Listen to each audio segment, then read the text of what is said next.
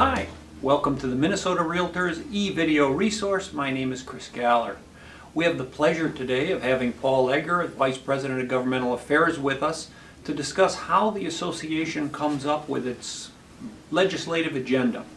And Paul's committee and Ryan that works with them, their job is to come up with the policy positions that the association takes, whether it be something that somebody's proposed against the association or whether it's something we initiate to have passed by the legislature.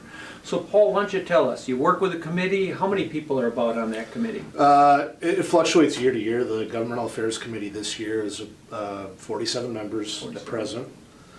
Sometimes people get busy throughout the year and have to drop off, but usually we're anywhere from 40 to 60 and even 70 members depending on the year. And if people sign up for it in August, I think that's when we have the sign-ups, anybody can serve on it, so it's an open committee. Yeah, it's unique in our structure here. It's the one committee that there aren't any limitations. If you're interested, a member in good standing, you can sign up for the GA committee, and kind of the more the merrier. We like having a large committee. And that serves you well at the Capitol as well when you're lobbying, because sometimes an individual realtor, we represent 18,800 members, sometimes an individual realtor or two may differ from a position that we take, which we'll get into positions, but it does help you to be able to say, we represent everybody throughout the state, we're open to anybody that wants to serve on that committee, and you've used that a few times, I Yeah, it's really helpful. I mean, the committee, it's diverse. We have members from the metropolitan area and from greater Minnesota. We have members that are brokers, we have members that are agents, we have members from large companies, small companies. So, any issue that comes up, we typically have a member who's had some experience with that, can speak with some authority, and that really comes in handy when we're either developing a proactive agenda item or we're trying to react to something that another group is trying to put forward. Right. Why don't we talk about agendas that you come up with that would be instituted by the association? Maybe a member in Marshall, Minnesota comes up with an idea and says, you know what, we really need to work on this.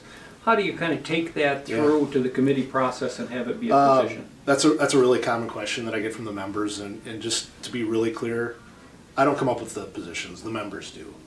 What we try to do is help them get to the place that they want to be in terms of facilitating that discussion. So the example you raised, if we get a member that calls me from Marshall and thinks that we ought to be doing something, I check in with the committee. I check in with the chair, I check in with you, Chris, because you have the history that goes back further than I have here, and sometimes you can tell me that we've dealt with that issue before and how it was addressed.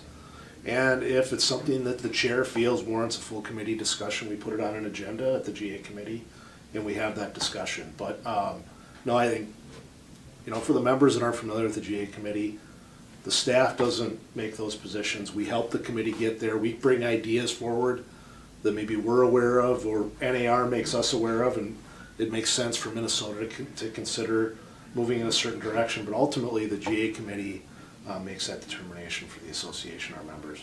And then there's bills that other entities bring to us, whether it be the Department of Commerce sometimes has bills, or Builders Association we may be working with and they'd like our help on something, or some other entity says, we really don't like what the real estate industry is doing right now, we want to change the laws. Why don't you discuss how that works? Yeah, all of those issues happen often simultaneously at the Capitol. So we do spend a lot of our time. We have the proactive agenda development, which we talked about in previous videos, and we'll talk about more as we get into the session. But yeah, a lot of our time as staff and then with the committee is spent on us explaining to the committee members what other groups are proposing. And sometimes they're friendly proposals, things that often that the builders have that we agree with, and we're going to help lobby those and promote those issues at the Capitol. And oftentimes there are issues that come forward from other groups that are not so friendly in our perspective.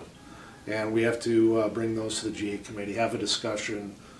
They help us. One of the real values to staff of the GA committee is they really help us formulate our talking points, formulate our arguments, pro and con. They help us vet issues. They help us understand how a particular proposal is going to affect the housing market.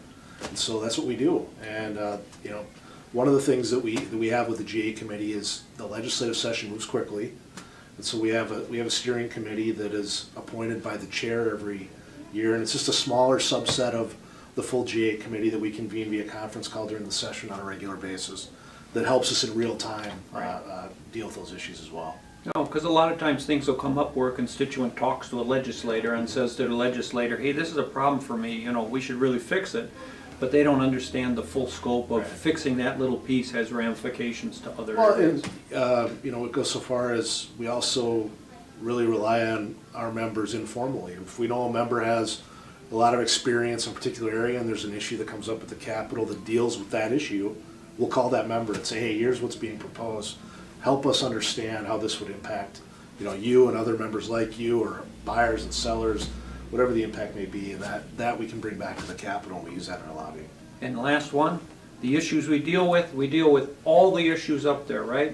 They introduce 3,000 bills in a year, we lobby every single one of those issues, or do we try and reduce the number of things that we focus on? Well, you know, we certainly review every bill that's introduced. We lobby those that are relevant to our members' businesses and to home ownership. But just logistically, we have 2 lobbyists and 3,000 bills and the multitude of committee hearings and everything going on at the same time. You know, we're just like every other organization. We have to prioritize what we're going to focus on.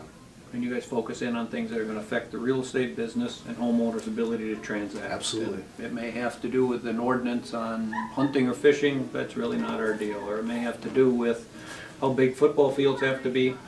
Yeah. We don't deal with it. I think the way I think about it, and the way I think the easiest way to think about it is that our members, anytime you get more than one person in a room, there are going to be differences of opinion on everything pretty much. But the one thing that generally our members can agree on, setting aside their personal politics and all other issues, are the items that are going to advance home ownership and be good for their business. And so I guess the way I look at it is, you know, we're lobbying those things that are of common interest to our membership. And they're going to have all kinds of personal interests, and that's great, we all do. But the thing that brings them together is the real estate industry and the housing market. Perfect. Wonderful. Thank you for joining us today on the MN Realtor e-video resource. Have a great week.